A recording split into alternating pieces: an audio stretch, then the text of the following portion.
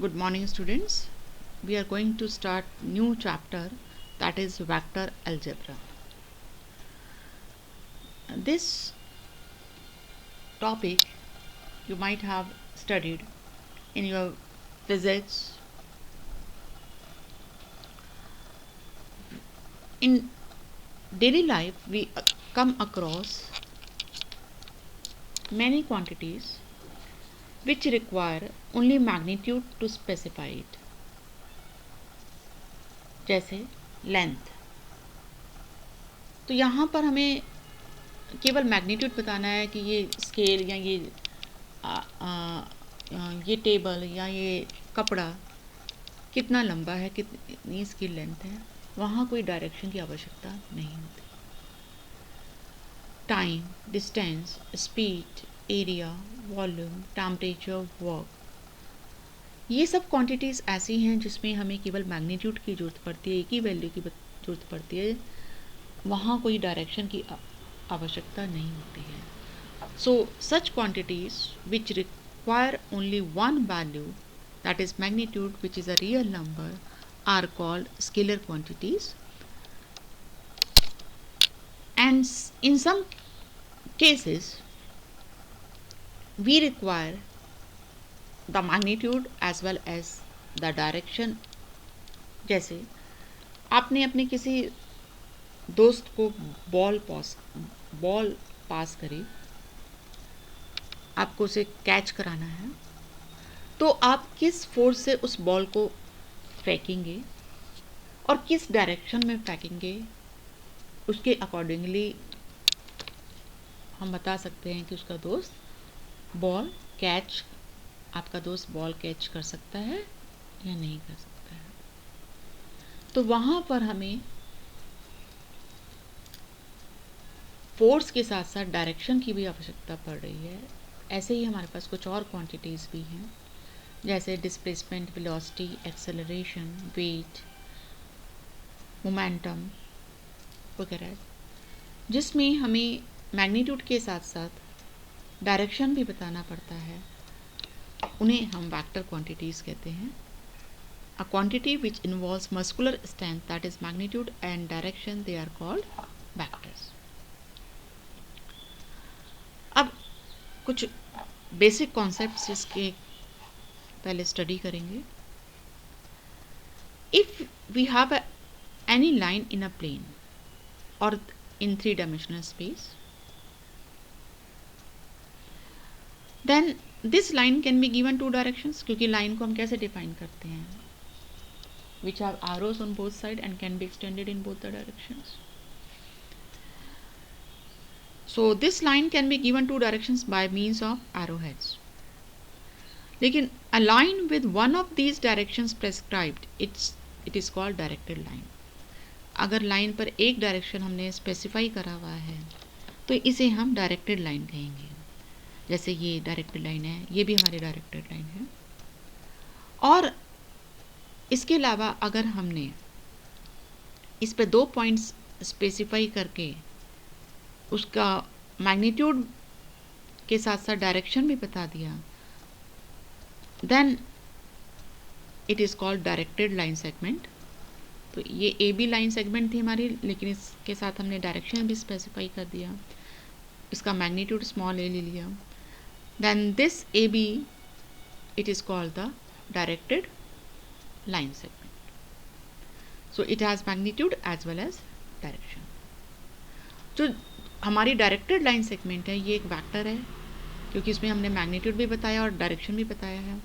इसे A B को हम कैसे डिनोट करेंगे, ए बी के ऊपर, क्योंकि एरो ए से बी की साइड है, तो एक डायरेक्टेड लाइन आप ड्रॉ करेंगे ए बी के ऊपर, या ए बी का मैग्नीट्यूड स्मॉल ए था तो ए के ऊपर एरो ड्रॉ कर सकते हैं, और इससे हम क्या पढ़ेंगे, वेक्टर ए, इसे हम यहाँ vector A B. The point A from where the vector A B starts is called the initial point, and the point B where it ends is called the terminal point. A से vector start हो रहा था तो A को initial point कहेंगे, B पे and हो रहा है ये हमारा, तो इसलिए B को टर्मिनल पॉइंट कहेंगे। और इन दोनों के इनिशियल और टर्मिनल पॉइंट्स के बीच का जो डिस्टेंस होगा उसे हम मैग्नीट्यूड कहेंगे ऑफ द वेक्टर। और magnitude of vector is denoted by, यहाँ पर दो, इस वेक्टर के साइड में 2 बार्स हम लगा देंगे, या मैग्नीट्यूड ये 2 बार लगाए हमने और एक कैप ए बार लगा दिया। And here we know that this arrow indicates the direction of the vector. Now what is the position vector? Let us see this. Suppose we have a point in space which is having the coordinates x, y, z. अगर हम space में बात कर रहे हैं तो हम space में किसी पॉइंट को स्पेसिफाई करने के लिए 3 म्यूचुअली परपेंडिकुलर लाइंस ड्रॉ करते हैं, जिन्हें हम एक्स, वाई और जेड एक्सिस कहते हैं। और इनकी रिस्पेक्ट में हमने सपोज इसके कोऑर्डिनेट्स मान लिए इस पॉइंट के एक्स, वाई, जेड।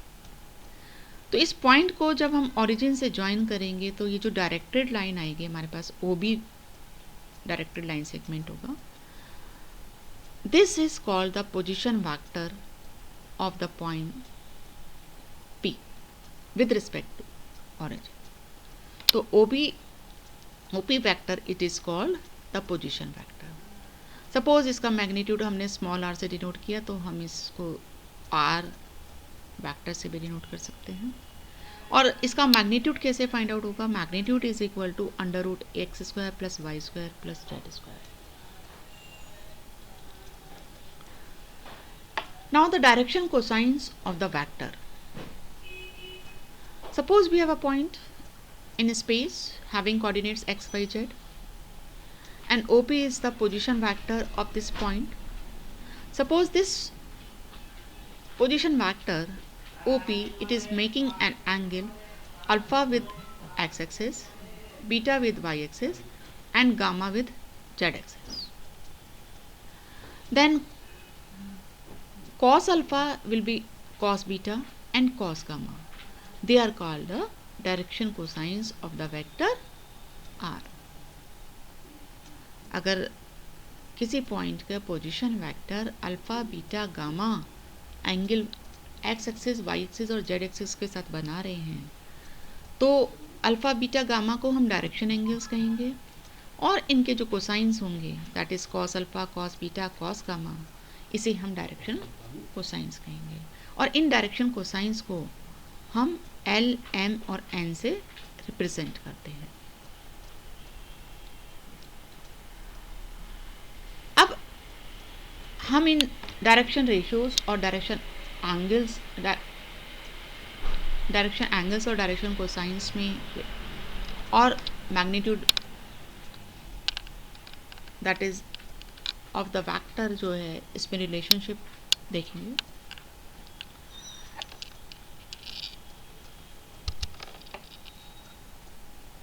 सब ये एक्स एक्सिस है हमारी, और पी पॉइंट से अगर हम परपेंडिकुलर ड्रॉ करें, ये हमने ओरिजिन ले लिया एक्स एक्सिस का, तो ये ओपी वेक्टर इसका पोजीशन वेक्टर हुआ, तो एक्स एक्सिस के साथ जो एंगल बनाएगा ये तो अल्फा हो गया, और ये हमने परपेंडिकुलर ड्रॉ करा है तो ये 90 डिग्री हो गया है।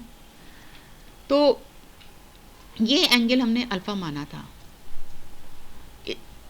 अगर हम ट्रिग्नोमेट्री का यूज़ करें तो कॉस अल्फा होता है एडजेसेंट साइड, और एडजेसेंट साइड ये क्योंकि इसका एक्स कोऑर्डिनेट एक्स है, पी पॉइंट का एक्स कोऑर्डिनेट हमने एक्स लिया है तो इसका मतलब ओ ए एक्स हो जाएगा, ये एक्स है और ये ओ पी हमारा आर है। So X upon R equal cos alpha. इसी तरह से Y upon R cos beta हो जाएगा और Z upon R cos gamma.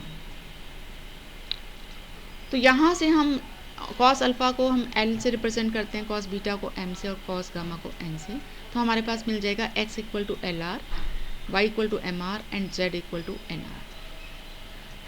तो जो कोऑर्डिनेट्स हैं पॉइंट्स के एक्स वाई जेड उसको हम L R, M R, N R भी लिख सकते हैं। ये जो नंबर हैं L R, M R, N R, क्योंकि ये एल, एम, एन के का मल्टीपल है, जब इसे आर से मल्टीप्लाई कर दिया ये है, इसका मतलब हम कह सकते हैं कि ये नंबर्स डायरेक्शन कोसाइंस के प्रोपोर्शनल हैं। तो इन्हें हम डायरेक्शन रेशियोज कहते हैं। जो हमारे एक्स वाई जेड है या L R M R N R, इसे हम डायरेक्शन रेशियोज़ कहेंगे वेक्टर आर में। और इन डायरेक्शन रेशियोज़ को हम ए बी सी से रिप्रेजेंट करते हैं। ये जनरल नोटेशन है इसका। अगर हम, क्योंकि ये एल था, ये एम है और ये एन, एल स्क्वायर निकालेंगे तो X square upon R square आएगा, plus L square plus M square plus N square जब करेंगे तो X square upon R square plus Y square upon R square plus Z square upon R square बनेगा। मतलब X square plus Y square plus Z square upon R square आएगा। लेकिन क्योंकि X square plus Y square plus Z square magnitude का square है vector P O P vector का, तो इसीलिए हम न्यूमरेटर आर स्क्वायर के इक्वल हो गया, डिनोमिनेटर में ऑलरेडी एलसीएम में आर स्क्वायर था, तो इसका मतलब 1 आ जाएगा। So we have this very important relationship L square plus M square plus N square equal to 1। इस पर बेस्ड एग्जाम में क्वेश्चन आते हैं। So you have to remember this relationship. This is the relationship between the direction cosines of any factor. That's all for today. Thank you.